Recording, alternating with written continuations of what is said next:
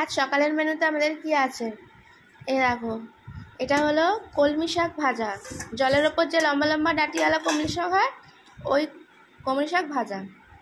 আর এখানে হয়েছে ডিমের ঝোল আলু দিয়ে একদম কষা কষা করে সুন্দর একটা খাবার খেয়ে নি। হ্যাঁ, আর এই কলমি শাকটা কিন্তু দারুণ লাগছে খেতে, হেভি টেস্টি। মর্নিং, কেমন আছো সবাই? আশা করছি সবাই ভালো আছো। আমার খাওয়া দাওয়া কমপ্লিট হয়ে গেছে, বাবা খাচ্ছে। বাবা তো কোনোদিন এত ধীরে ধীরে ধীরে ধীরে খায়, তার জন্য। আর এই তো এখন আমি বিছানা তুলতে চলে এসেছি, কারণ আমরা একটু বেরোবো। কি করতে যাচ্ছি বাজারে সবই তোমাদের সঙ্গে শেয়ার করবো, অবশ্যই সাথে থাকো। ওকে। মেয়েদের এই একটা সমস্যা, বলো, কোথাও যদি সে বাজারে হোক বা কোনো কিছু কাজে বেরোতে হলে তাকে সংসারের সব কাজ সেরে তারপরে বেরোতে হবে, আর না হলে ফিরে তাহলে গাধার মতন খাটতে হবে। এই হলো মেয়েদের জীবন। কই ছেলেদের বেলা তো তা হয় না, ছেলেরা যদি বাজার যাবো মনে করে বেরোলো চলে গেল।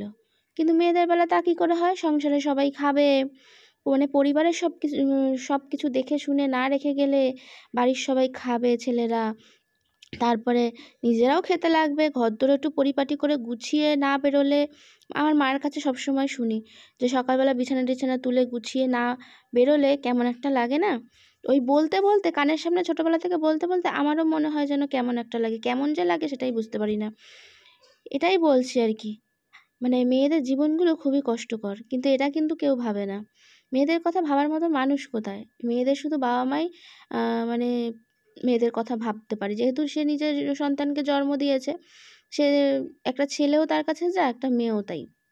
কিন্তু আদার্স আর কোনো মানুষ সেটা ভাবার কোনো প্রয়োজনই মনে করে না। আর যদি স্বামী তার ভালো হয় তাহলে সেটা সোনায় সোহাগা, সেও মনে করে যে হ্যাঁ সত্যি মেয়েটা যে আমাদের বাড়ি এসছে, বা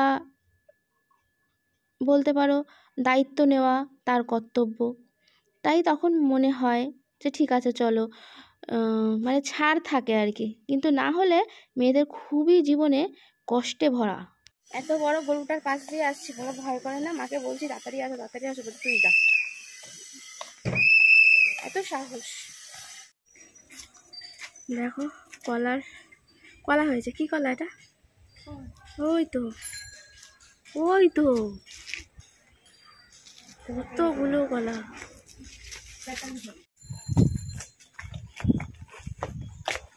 জানি না কি কলা, অনেকগুলো হয়েছে। আর জানো তো, মাকে নিয়ে বাজারে গেলে না অনেক সমস্যা আছে। কেন বলো তো? নিজে এক কারি মাছ নিয়ে নেবে, তারপরে নিয়ে নেওয়ার পর বলবে আমার দোষ নাকি। বলো তো আমার কিসের দোষ? আমি নিতে বারণ করছি, বলবে কি না তুই বললি মা এই মাছটা ভালো ওই মাছটা ভালো, তাই জন্য এক কারি মাছ তুলে নিয়ে এসছে। আমি বাজারে গেলে মা আমাকে বকাবকি করে, আবার যখন নিজে বাজারে যায় তখন আমাকে বকাবকি করে। কারণ যেই সব মাছ নেওয়া হয়ে যায়, সব পয়সা খরচ হয়ে যায়, তখন আমাকে বলে তুই বললি না যে এই মাছটা নাও মা, ওই মাছটা নাও মা, সেই মাছটা নাও মা, তার জন্য তো আমি এত মাছ নিলাম।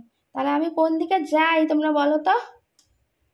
দেখো নিজে গিয়ে কি কি মাছ এনেছে আমি শুধু দেখাচ্ছি তোমাদের, এতে কোনো দোষ নেই। দোষ আছে, আমার দোষ, সবাইটাই আমার দোষ। এই যে প্রথমেই দেখাই, এটা অনেকদিন বাদে পেলাম। কি মাছ দেখে বুঝতে পারছো? ওটা আর মাছ, রিঠে মাছ আর মাছ যাই বলো। দুখানা আর মাছ নিয়েছি, এরকম রিং পিস করে দিয়েছে। খেতে কিন্তু দারুণ লাগবে, একদম তাজা মাছটা দেখেই বোঝা যাচ্ছে, তাই না? এইটা কি আছে আমি জানি না, একটা একটা করে ঢালছি, দাঁড়াও। এইটা আগে ঢেলে। এটা আছে বড় বড় চিংড়ি, দেখো। আজকে ফ্রিজে ধরবে বলে মনে হচ্ছে না, বাটি করে রাখা যাবে না, মনে হচ্ছে প্যাকেট প্যাকেটে রাখতে হবে।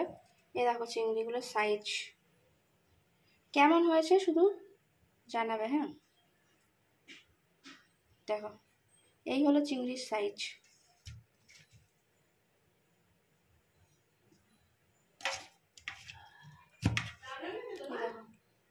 এরকম বড় বড় চিংড়ি টেস্টই আলাদা, বলো?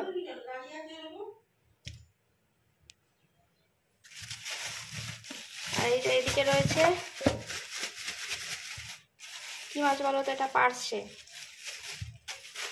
অনেকগুলো পার্শেগুলো কিন্তু খুব ভালো। পার্শেগুলো আজকে কেটে দিয়েছে, এটাই আমার খুব উপকার হয়েছে আর কি। কাটতে হয়তো অনেকটা টাইম নিয়েছে, আমি দাঁড়িয়েছিলাম কষ্ট করে, তাও ঠিক আছে। চলো, আর এবার এইটা আসল বস্তা খুলছে। এটা হলো জ্যান্ত রুই মাছ, একদম জলে ছড়া, মানে টাটকা তাজা রুই মাছ।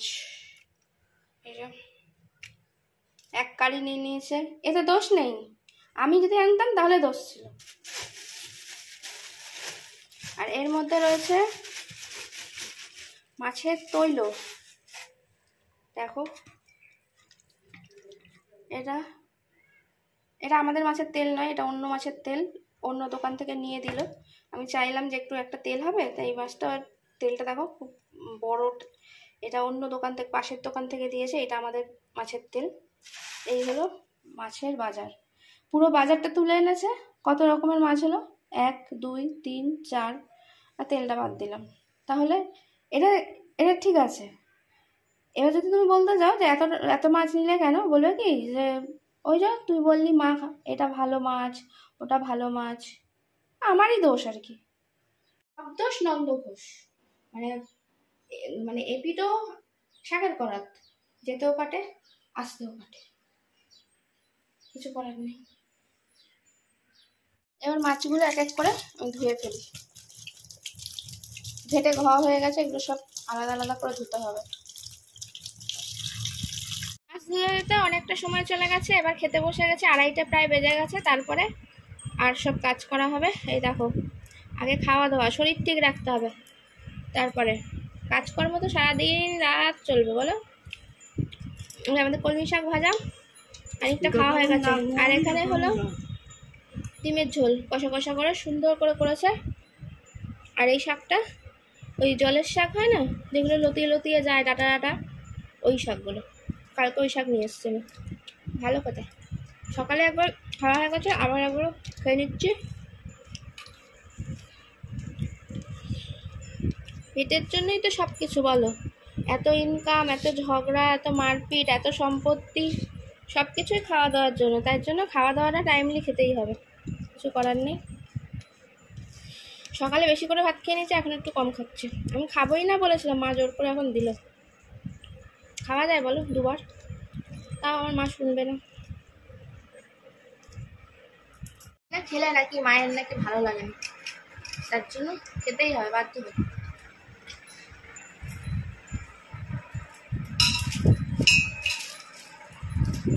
এখনো প্রচুর কাজ রয়েছে,